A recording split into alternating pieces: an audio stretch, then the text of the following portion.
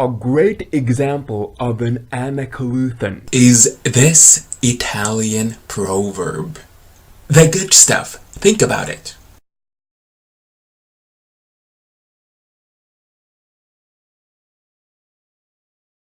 Hi, I'm Edwin Palmer. Welcome back to my channel and welcome to this 5th lesson in my Figures of Speech series. A series for anyone who wants to improve their writing skills. In this 5th lesson, I want us to learn everything we need to know about an Anacoluthon, so that by the end of the lesson, you can name and describe this figure of speech.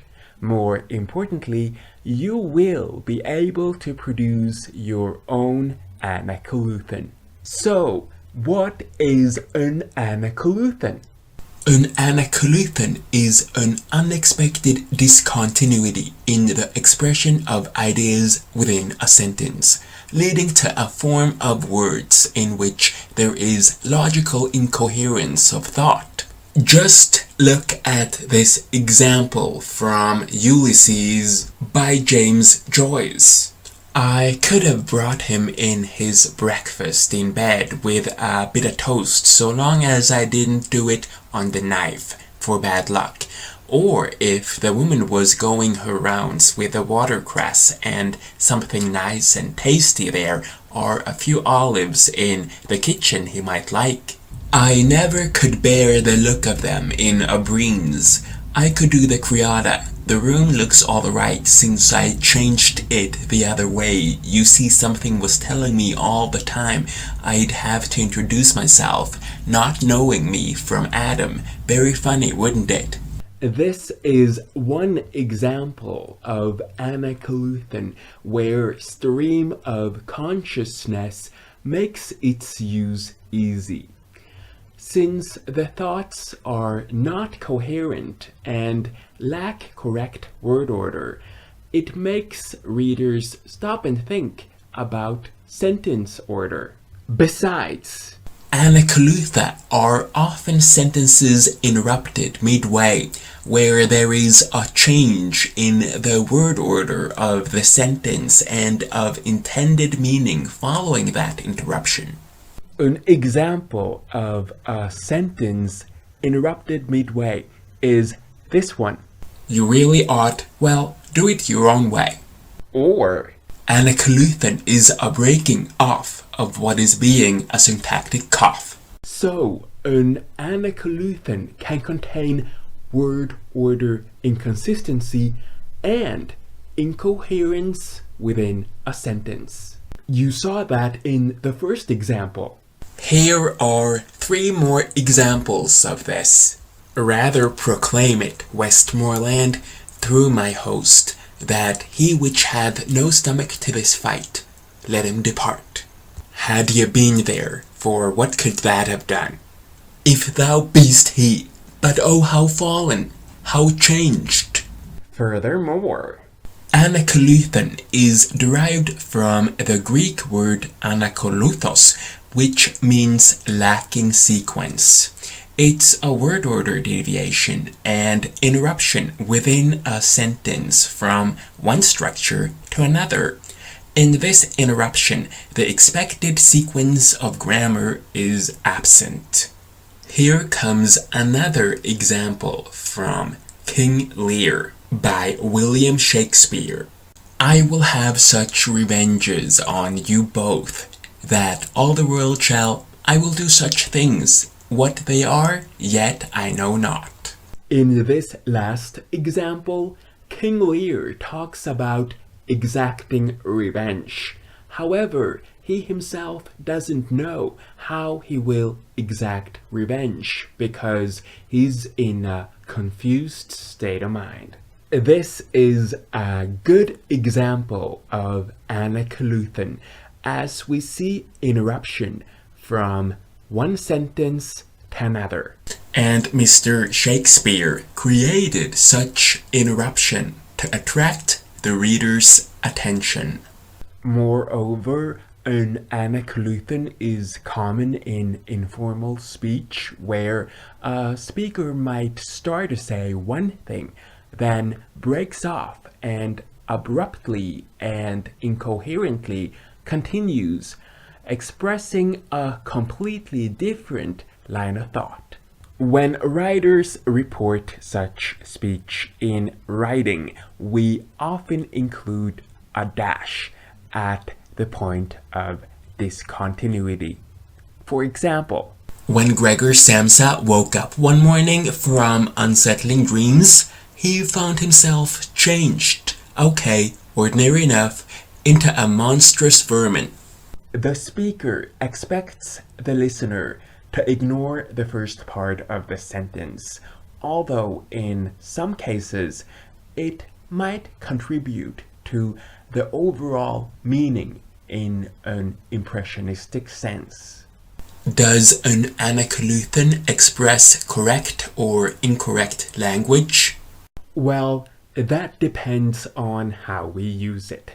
When Anacoluthon occurs unintentionally, we consider it to be an error in sentence structure and results in incoherent nonsense. However, we can use it as a rhetorical technique to challenge the reader to think more deeply about what we write, or in stream of consciousness literature to represent the disjointed nature of associative thought. So, an Anacoluthon is a great tool to use when you want to show the reader that a character is confused, hesitating, or doubting about something. Or maybe you just want to show the reader your character is drunk. We can also use it in a study of rhetoric or poetry. In conclusion, we sometimes consider an Anacoluthon a stylistic fault and sometimes a deliberate rhetorical effect. Let's practice. I'm about to show you a sentence from A Portrait of Mabel Dodge at the Villa Corona by Gertrude Stein. I want you to tell me how many sentence interruptions you can find in this sentence.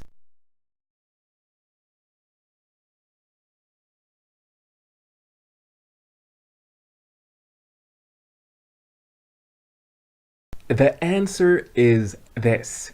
There are 2 interruptions in this sentence. The first interruption is between burning and the second interruption is between sitting and there. Now I want to show you another excerpt. Why do you think John Milton uses Anacoluthon in this excerpt from Paradise Lost?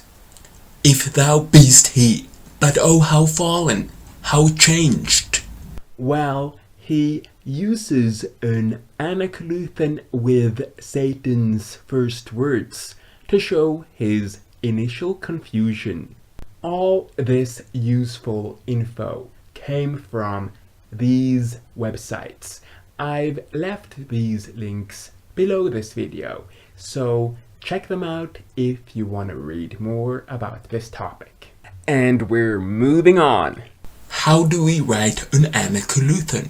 Since Anacoluthon contains interruption within a sentence from one structure to another, you can take a couple of incoherent short sentences and put them together. You can intentionally mess up the word order to show the character's confusion, hesitation, or doubt. This is my own example. I love you with all my being. Everything I own is, I will protect you from evil. Come what may, my heart aches in your absence. So that's how I do it. Now, If you love writing and want to practice your writing skills, I want you to challenge yourself by writing your own Anacoluthon below this video. I can't wait to read it. You can do it. Writing your own Anacoluthon might be hard. So if you have questions about this figure of speech, don't hesitate to leave them in the comment section below this video. Unless you have any questions, I'm sure you're able to name, describe, and write your own Anacoluthon by now. If you want YouTube to notify you that I've uploaded a new lesson in this series, you can subscribe to my channel. And you subscribe to my channel by clicking on the icon of my head as soon as it appears on the screen. And if you want to watch the previous lessons in this series, you can do that by clicking on that link as soon as it appears on the screen. I'll be back next Friday with a new episode in my series on intellectual giftedness and things related to it. Until then, I only want to say 3 things. Thank you for watching. Have an awesome day, and bye for now.